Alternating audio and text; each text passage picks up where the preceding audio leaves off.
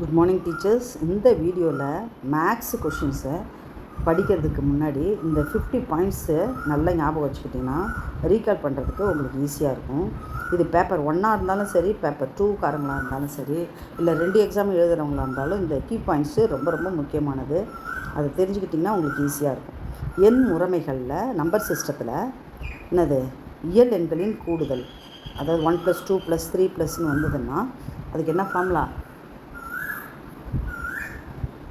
சம்முக்கு என்ன formula? S = n × f + 1/2. முதல் வர்க்கங்களின் கூடுதல், இயல் எண்களையே வர்க்கங்களாக மாற்றிக்கிறது. அப்போ என்னது?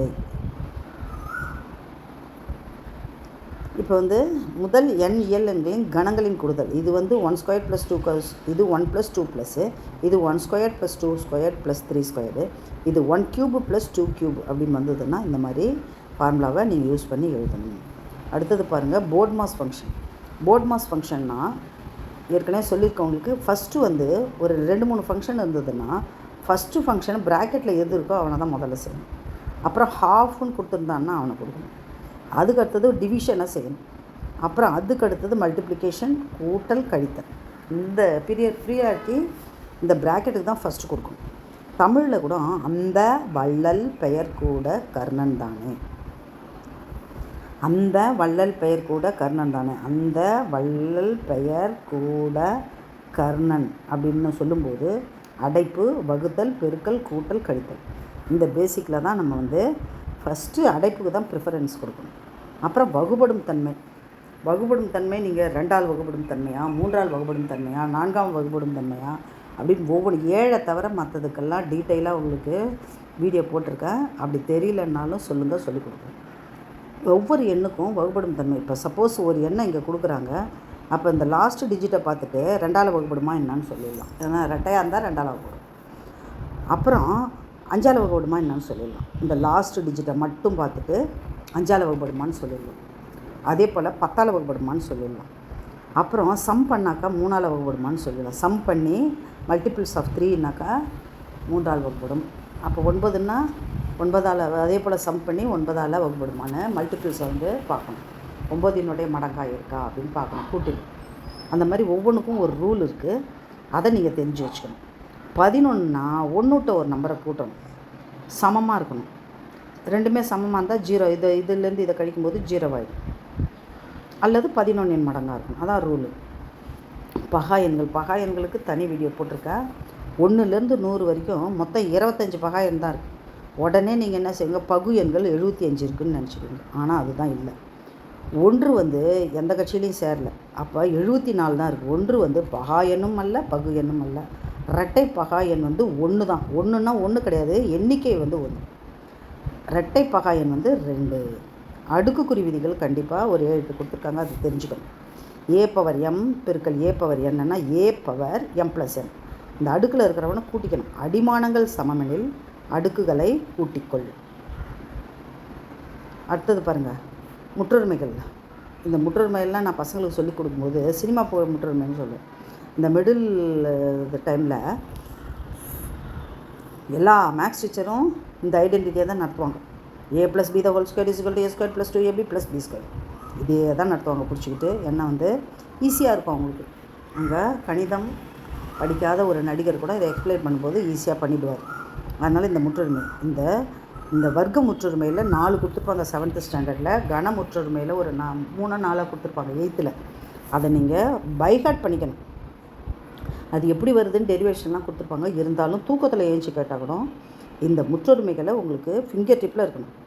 அப்போ நீங்கள் முதல் முற்றொருமை, 2வது முற்றொருமை கழித்து கேட்பாங்க. அதுக்கு என்ன ஆன்சர் வருதுன்னு ஏற்கனவே டிஃபால்ட்டாக உங்களுக்கு மெமரி ஆகிருக்கணும். அப்போ போய் கழிச்சிக்கிட்டு கூட்டிக்கிட்டு உட்காந்துருக்கக்கூடாது. அதனால் நீங்கள் இதெல்லாம் தரவாக, இந்த ஒரு 8 ஐடென்டிட்டி இருக்குன்னு நினைக்கிறேன், அதை நீங்கள் தரவாக இருக்கணும். 7th 8th இருக்குது, அந்த புக்கில் பாருங்கள். இங்கே பாருங்கள், 2 எண்களுக்கு இடையே உள்ள பகு எண் மற்றும் பகா எண்களை கண்டறிதல் முக்கியம். 1 என்பது பகு எண்ணும் அல்ல, பகா எண்ணும் அல்ல. எத்தனை பகு எண்கள் இருக்குது, எத்தனை பகா எண்கள் இருக்குது, இதுக்கும் நான் போட்டிருக்கேன். ஒரு ஃபோன் நம்பர் மாதிரி நீங்கள் 4422 ஒரு ஃபோன் நம்பர் மாதிரி கொடுத்துருக்குறேன். அதை நீங்கள் மெமரி பண்ணிக்கிட்டீங்கனாலே 50 வரைக்கும் 15 ப்ரைம் நம்பர் தான் இருக்குது. அப்புறம் 51லேருந்து 1 to 50 15 ப்ரைம் நம்பர். 51 to 100 வந்து 10 ப்ரைம் நம்பர்ஸ் தான். ஸோ 1 to 100 வந்து 25 ப்ரைம் நம்பர்ஸு இருக்குது. அதை நீங்கள் ஞாபகம் வச்சுக்கோங்க. 1 to 10 எத்தனை இருக்குது? 2, 3, 10க்குள்ள நம்பர் ஒன்று சொல்லுன்னு சொல்லுவார் கமலஹாசன். நான் பகா எண்களை சொல்லணும். அப்போ பகா எண்கள் என்பது என்னன்னு கேட்டிங்கன்னா, ஒன்றையும் தன்னையுமே வகுத்தியாக கொண்டவை பகா எண்கள். ஒன்றையும் தன்னையும் வகுத்தியாக கொண்டவை அந்த பகா எண்களுக்கு டெஃபினேஷனு. அதுக்கடுத்தது எத்தனை பகா எண்கள் 100க்குள்ளனாவது நீங்கள் தெரிஞ்சுக்கணும்.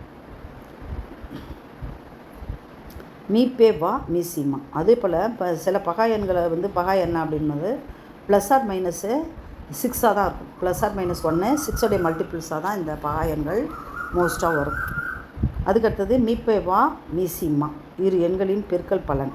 2 நம்பரை பெருக்கணும். அது எதுக்கு ஈக்குவலாக இருக்குன்னா, அந்த எண்களுக்குரிய ஹெச்சிஎஃப்பும் எல்சிஎம்மும் மல்டிப்ளை பண்ணால் ஈக்குவலாக இருக்கும். இது ஒரு பாயிண்ட்டு. இப்படின்னு மீசிமா, தொகுதியின் மீசிமா, பகுதியின் மீப்பேக்கா.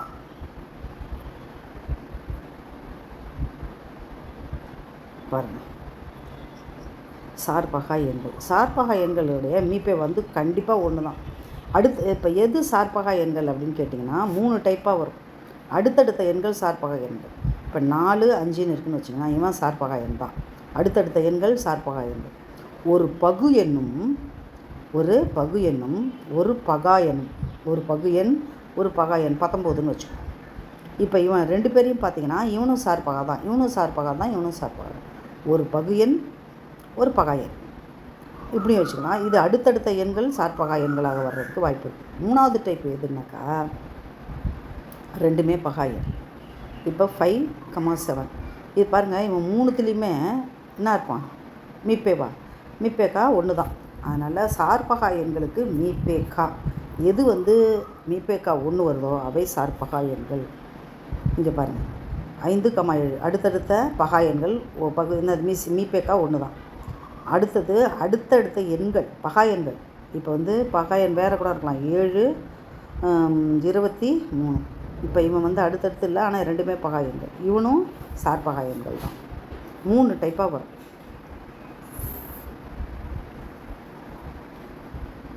இந்த பாயிண்ட்டை பாருங்கள். மணி அடிக்கக்கூடிய கணக்குகள். மீசிமா கண்டுபிடிக்கும். மணி அடிக்கக்கூடிய கணக்குகள், கை கொடுக்குற கணக்கு, இதெல்லாம் பார்த்துக்கோங்க. விகிதம், விகிதாச்சாரம். AD BC இது ஈக்குவலாக இருக்கும். இந்த விகித சமாச்சாரம். நடு எண்களின் பெருக்கல் பலன் = கோடி எண்களின் பெருக்கல் பலன். 3rd ப்ரொபோர்ஷன், மீன் ப்ரொபோர்ஷன். ஒரு தொகையை X, Y, Z என்ற இதில் பிரிக்கும்போது மொத்த பங்குகள் 3த்தையும் கூட்டிக்க வேண்டியது தான். வயது கணக்குகள் கண்டிப்பாக இதில் ஒன்று வரும். அதில் ஏதாவது ஒன்று பார்த்துருப்போங்க. சதவீதம், லாபம் மற்றும் நஷ்டம். இது பாருங்கள், எனக்கு 10% அதிகரிக்குது, இல்லாட்டி வந்து ஒரு பரப்பளவு, ஒரு செவ்வகத்தின் பரப்பளவோ ஒரு ஏதோ ஒரு சதுரத்தின் பரப்பளவோ அதிகரிக்குது குறையுது அப்படின்னாக்கா இந்த formula very very important. X - Y (-(xy/100%) அதிகரிக்குது அப்புறம் குறையுதுன்னா இந்த ஃபார்முலா. X - Y அதிகரிக்குதா ப்ளஸில் எடுத்துக்கணும் எக்ஸை. சப்போஸ் குறையுதுன்னா எக்ஸை வந்து மைனஸில் எடுத்துக்கணும். லாப சதவீதமும் நஷ்ட சதவீதமும் அடக்க விலையின் மீது தான் கண்டுபிடிக்க முடியும். லாபம் பை அடக்க விலை, நஷ்டம் பை அடக்க விலை × 100. அதனால் வந்து நீங்கள் லாபமோ நஷ்டமோ என்னத்துக்கு வாங்கினமோ அதை பார்த்துக்கோங்க. தள்ளுபடி எதன் மீது குறிப்பிட வேண்டும்? குறித்த விலையின் மீதே கணக்கிடப்படும். எப்படி லாப நஷ்ட சதவீத அடக்க விலையில் கண்டுபிடிக்கிறோமோ தள்ளுபடி வந்து குறித்த விலையின் மீது கண்டுபிடிக்கணும். தொடர் தள்ளுபடி, ஒற்றை தள்ளுபடி. இது பாருங்க, மேலே ஒரு ஃபார்முலா பார்த்தோம் பாருங்கள், அதிகரித்து குறையுது. இது வந்து தொடர் தள்ளுபடி அப்படின்னு வந்தாக்கா இந்த மாதிரி ஃபார்முலா. பொருள்களுடைய அடக்க விலை, பொருள்களின் விற்பனை விலை, லாப நஷ்ட சதவீதம் கண்டுபிடிக்கிறதுனா இது மாதிரி இந்த ஃபார்முலா. மைனஸ் கூட்டு வட்டி, தனி வட்டி, கூட்டு வட்டி. இது வந்து 7th வருது. P/100. கூட்டு வட்டினாக்கா P × 1 + R/100 the whole power n. இது வந்து அரையாண்டு வட்டி. முக்கால்வாசி இதெல்லாம் ரொம்ப டீப்பாலாம் கேட்க மாட்டாங்கன்னு நினைக்கிறேன், இது ஸ்பெஷல் டெட்டுன்றதால.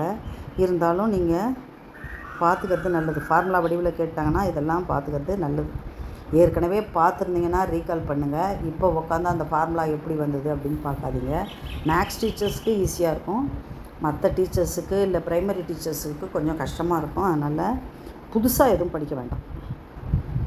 இந்த ஃபார்முலாவை பாருங்கள். 3 ஆண்டு கூட்டு வட்டி, தனி வட்டி இரட்டிப்பாகிறது எனில், இவனும் முக்கியமானவன். காலம் வேலை, ஒரு வேலையை எக்ஸ் நாட்களிலும் அந்த வேலையை ஒய் நாட்களிலும் முடித்தால் இவனை வந்து மேலே பெருக்கிக்கணும், கீழே கூட்டிக்கணும். சேர்ந்து முடிக்க ஆகும் நாட்கள்னு கேட்டால் நேர்மாறல் எதிர்மாறல் MDH டிவைடட் பை W. நீங்கள் இப்படி நினப்பு வச்சுங்க. சமுதாயத்தில் உமன்னா வந்து ரொம்ப வந்து என்ன செய்வோம், வீட்டை பெருக்கணும் அப்படின்னா ஒரு ஜென்ஸும் லேடிஸும் தான் முதல்ல பெருக்கிறவங்க உமன் தான்.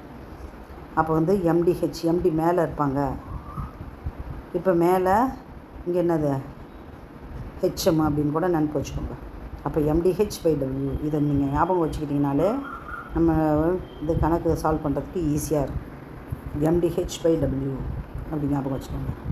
இங்கே பாருங்கள், நேர்மாறல் எதிர்மாறல் கலந்து வரும்பொழுது M என்பது மென்னு டே, H என்பது அவர். இதுதான் MDH டிவைடட் பை W வேலை ஒர்க்கர்ஸ் அப்படின்னு நினப்பு வச்சுக்கோங்க. ஏதாவது ஞாபகம் வச்சுக்கோங்க. MDH divided by W. திறன் கணக்குகள், இந்த திறன் கணக்குகள் வந்து விகிதம் பார்த்துக்கோங்க. அளவியலில் வந்து 2D அண்டு 3Dயாக இருந்ததுனாக்கா முக்கோணத்துக்கே 3 பரப்பளவு. அப்போ என்னது √3 இது வந்து சமப்பக்க முக்கோணம் ½ வரும். அப்புறம் S-A, S-B, S-Cன்னு வரும் ஸ்கொயர் ரூட் ஆஃப். அப்புறம் S வந்து A+B+C/3 வரும்.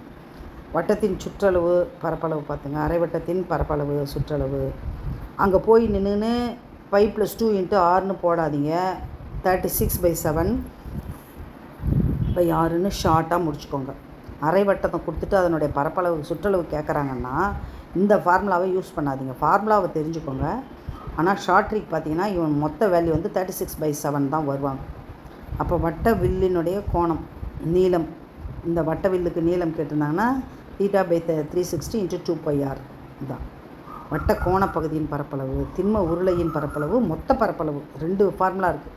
எதை கேட்குறாங்கன்ட்டு தெளிஞ்சு போடுங்க. கூம்புன்னா 1/3πr². அந்த அந்த இருக்கு இல்லையா சிலிண்டரு, அதில் வந்து 1/3. கோளத்தின் புறப்பரப்பு, கன அளவு வேறு, புறப்பரப்பு வேறு. என்ன கேட்குறாங்கன்னு ஃபார்முலா அப்ளை பண்ணுங்கள். உருகுதல் கணக்கு, பெரிய திண்மத்தை வந்து இன்னும் சின்ன சின்ன பாலாக செய்வாங்க. அதெல்லாம் வந்து வேல்யூமை பார்த்து நீங்கள் போட்டுக்கலாம். அடுத்ததாக புள்ளியியல், இந்த லாஸ்ட்டு செக்மெண்ட்டு. இதில் பாருங்கள், வீச்சு ரொம்ப முக்கியமானது. பெரிய ரேஞ்ச் இந்த சின்ன ரேஞ்சை கழிக்கிறது கெழு. வீச்சு கெழுன்னு கேட்டாக்கா மைனஸ் பண்ணி ப்ளஸ் பண்ணிடணும், டிவைட் பண்ணணும். அதுதான் வந்து வீச்சு கெழு. சராசரி, முக்கடு, இடைநிலை. அதனுடைய பாருங்கள், முக்கடு வந்து 3 இடைநிலையை பெருக்கி 2 சராசரியை வச்சு கழிச்சிடணும். அதுதான் முக்கடு. இந்த ஃபார்முலா வந்து முக்கியமான மீன் மீடியன் ஆவரேஜுக்குள்ள ரிலேஷன்ஷிப் பாருங்கள்.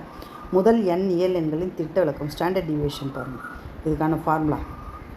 அப்போ இது எல்லாத்தையும் பார்க்கும்போது உங்களுக்கு ஈஸியாக இருக்கும். லாஸ்ட் ஒன், நிகழ்தகவின் வரம்பு எப்போதுமே 0க்கு அதிகமாக தான் இருக்கும். இயலா நிகழ்தகவு வந்து 0, 1 விட கம்மியாகவும் 0 விட அதிகமாகவும். த லாஸ்ட் கொஷின், நாணயங்கள், பகடை கணக்குகள். 2 நாணயங்களை சுண்டும்போது HT அப்படின்னு இருக்குது இல்லையா, அதனால் பகடை இதெல்லாம் வந்து கொஞ்சம் சிம்பிளாக இருக்கிறதே பார்த்துக்கோங்க. 9th புக்கில் அழகாக வந்து நம்மளுக்கு சிம்பிளாகவே கொடுத்துருக்காங்க. அதனால் கண்டிப்பாக பார்த்துங்க. இது வந்து கண்டிப்பாக மேக்ஸில் 1 மார்க்கை கொஞ்சம் ரிவைஸ் பண்ணிக்கோங்க. எக்ஸாமுக்கு முன்னாடி அப்படியே லைட்டாக கோத்ரூ பண்ணிவிட்டு நீங்கள் மேக்ஸில் என்ன செய்யணும், நல்ல மார்க் எடுக்கணும். ஒவ்வொன்றத்தையும் நம்ம வந்து பார்த்து சொல்லிக் கொடுத்ததால நீங்கள் நல்ல மார்க் எடுக்கணும். நான் யூஸ் பண்ணுற இந்த ஸ்டேஷ்னரி திங்ஸ் எல்லாம் டிஸ்கிரிப்ஷனில் லிங்காக கொடுத்துருக்கேன். தேவைன்னா பயன்படுத்தி கொள்ளுங்கள். All the best.